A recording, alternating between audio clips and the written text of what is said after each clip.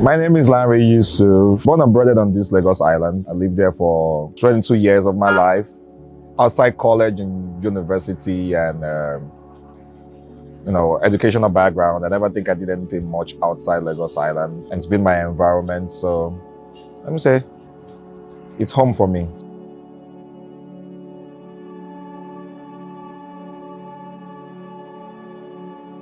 To be honest with you, I've been married for 4 years.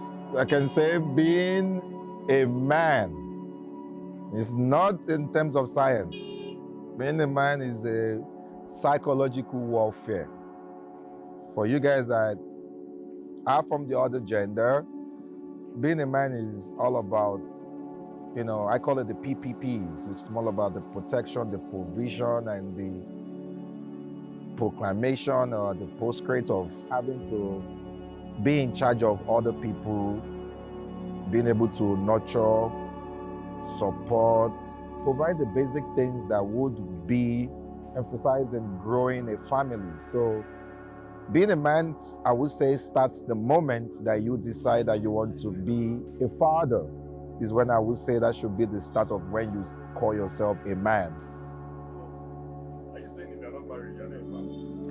If you haven't put somebody in the house, I will not say you are a man. Being a man is not just about, I bought her some jewelry, I gave her some money, I fancied that trip, I gave her some nice, Being a man is when you have her at home, providing, protecting, sharing ideas, running the day-to-day activity, then I can call you a man. Being a teenager is different from being a man, but for me, I've had at least 4 years experience of being a man, a real man. So in question, I feel like it's a psychological warfare being a man, and I'll tell you, it's not an easy job being a man.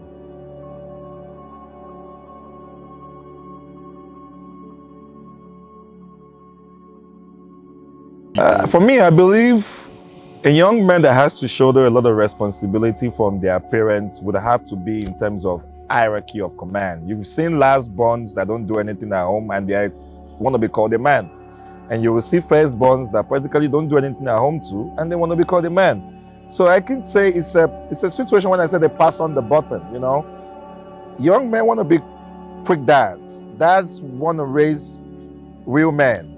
So let me say, it's a give and take. If you meet an environment whereby you have great mentors that are like your dad, you have great mentors like your uncle, and you think that you can pass on the button, it's not a bad thing taking responsibility early. But prospective responsibility is different from any sort of responsibility. So I would say a real man has a prospective responsibility because he knows he has quite a lot of things on his shoulder. It's different from somebody just trying to take that responsibility because they find it as a role fit model. So I would believe that you should have great wisdom in terms of knowing what time you should be taking of yourself as a real man, as opposed to just doing house chores, giving small change here and there. If you think you are in a position to be a real man, take on the responsibility early. It trains you though. It gives you that great opportunity for you to be able to spread your wings, learn faster. I had the similar experience, I was in a boarding house for quite a long time and I went to the university outside Lagos, and I'll tell you one thing. Being a man is such an opportunity for you. If you have that chance, take it. If you do not have that chance, don't enforce it.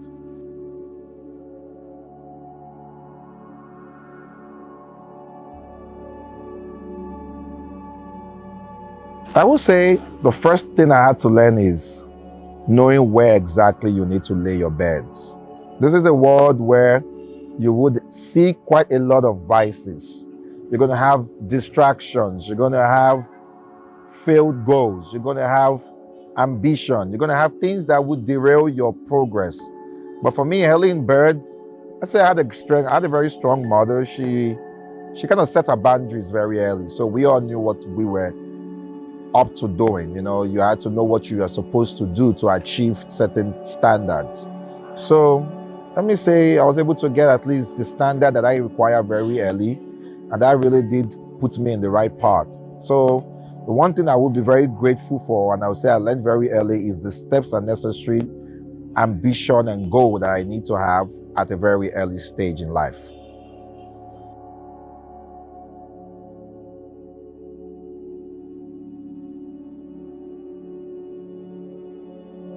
Lost both parents, so I would say I'm not fortunate to have both around now, but they played their different roles. Mom was a lot in my life than my dad, but dad was also in my life in a different way.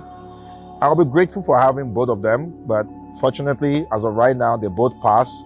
And I would say, if I was to have another set of parents in my life again, I would want the two of them back, but in a different version. Maybe my father will become my mother, and my mother will become my father. That way, I can get the best out of both of them.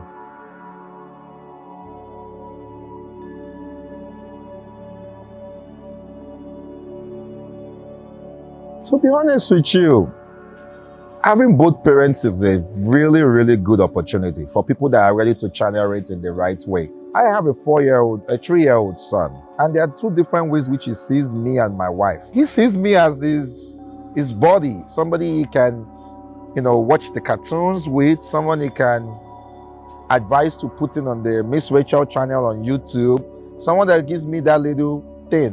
Why his mom is more of his companion, is somebody that spends more time with him, and she gets to understand his needs, as opposed to me that more or less is his body, the guy that gets away with everything with, as opposed to his mom, which is the one that straightens him up but spends more time with him at home. Then for having both parents, I believe that it's a good thing to have both parents. It has its own psychological effect on you when you don't have two of them. Like they say, two heads are better than one. So you will never say having one is a lot more advantageous than having the other. But when you have the two of them, it tends to tell a lot on how you manage situations in life. The one can be of a disadvantage above the other, but when you have the two of them, you tend to have great support system that can help you, maintain the current day societal values, help you strengthen your ideology. Like for me now, I'm more of a business entrepreneur. My wife is a lawyer. So we have two different angles of saying things. And when we are raising our child, it does play a role in how we communicate. I'm more of an impulsive daddy.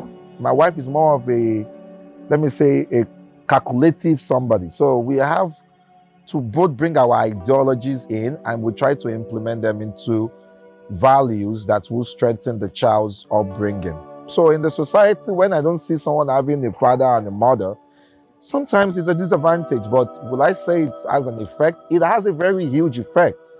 But what I do believe is having the two of them is the best thing you can ever pray for. But if you're not fortunate to have the two of them, work on having mentorship. Work on having people that can be able to take the burden off you and then give you the right button to be able to succeed in life.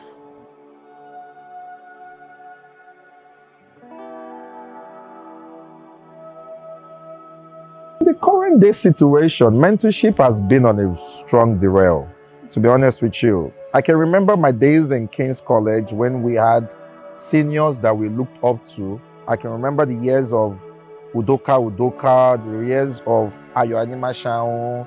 These were people that we looked up to because they made a role in us understanding that aside from being an academic person, you also had to have the social life. You have people that will guide you through your ways of life.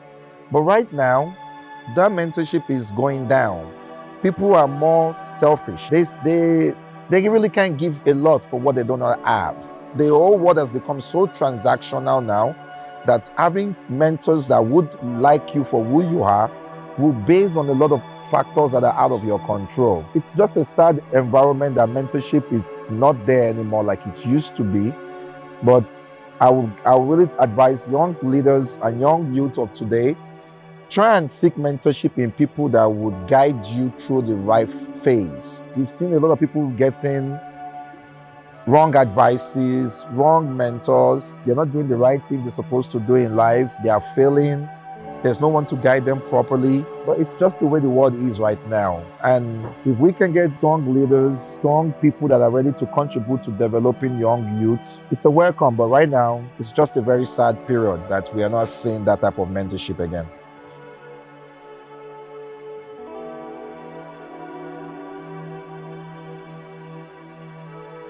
There is time for everything in life. Nowadays, an average teenager is being distracted by the world of social media, the world of influencing, the world of mediocrity.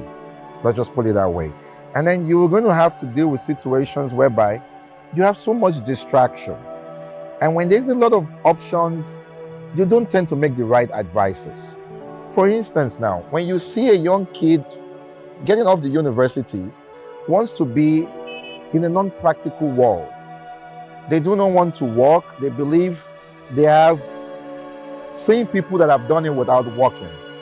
And then they see those people as influence over their decision.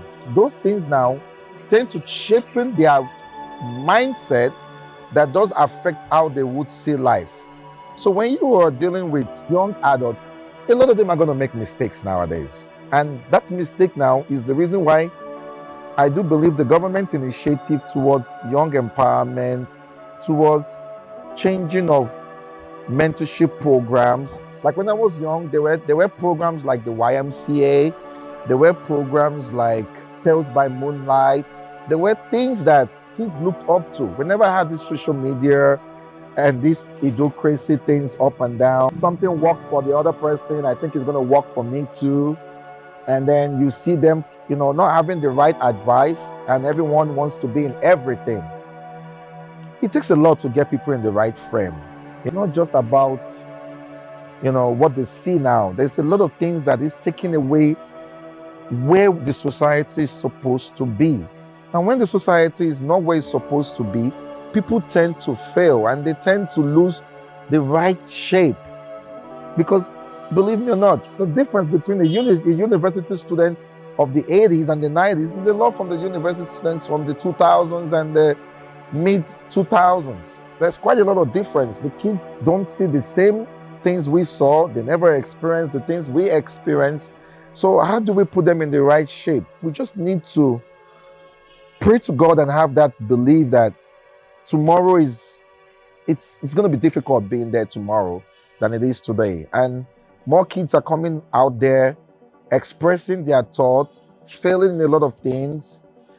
But there's no solution right there other than the fact that we need to come together and press a reset button and try to see what exactly is failing and where are the ways which we can improve our society away from things that are not beneficial to the future of these children.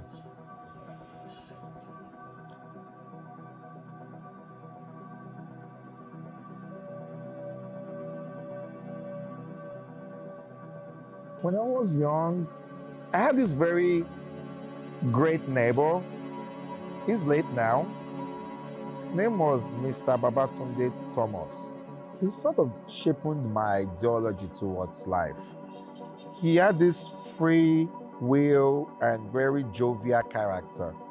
And he had this sort of, let me say, intelligent but lackadaisical attitude towards the world.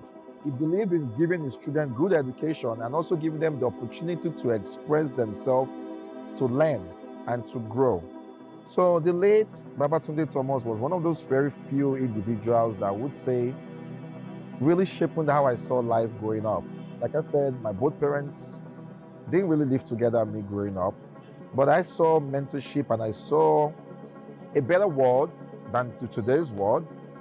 And I would say I met people that they made an impact in letting me understand that the world is going to be a circle. It's going to go round and round, and it's going to give you opportunity to repent, opportunity to refix, opportunity to redo things. But whenever those opportunity come, you know, to take a good advantage of it. So I would say it's a lot different right now. But the people I look forward growing up, they might not know more. They've passed away. But I really wish those people were around to really mentor the ones coming up today.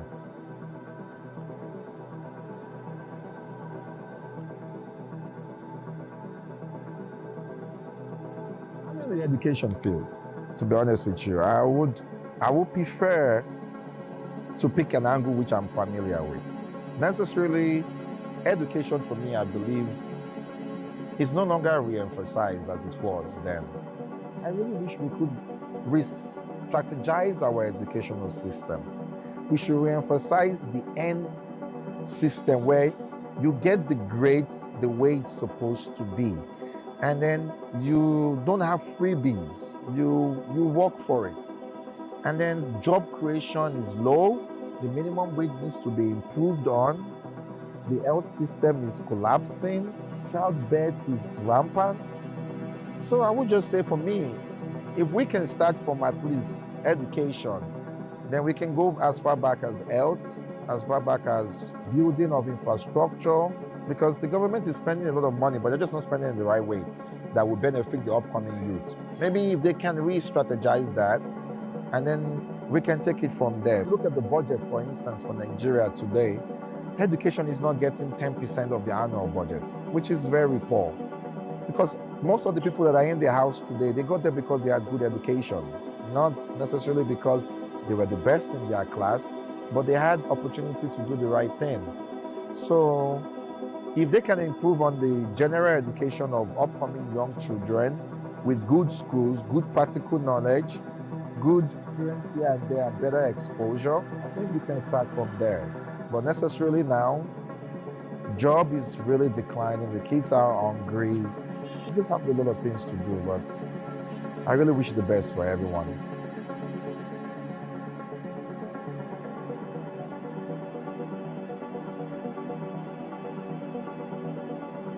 I'll give every young generation right now is just be patient and expect that the better tomorrow is always around the corner. It might not be for you, it could be for the children coming after you. We just have to think towards a better Nigeria, a unity Nigeria. We need to think of all of us as one. We need to fight for our brothers. We need to think of how we're going to progress together. And then we shouldn't give up. None of these things is going to be done in a day. But if we think we need a better tomorrow, it starts today. So if we can work together, get a better tomorrow together, it's good for everyone. So I would advise every young youth to be patient, every young person to believe in the future of the country, and together we can work together to have a better tomorrow. Thank you.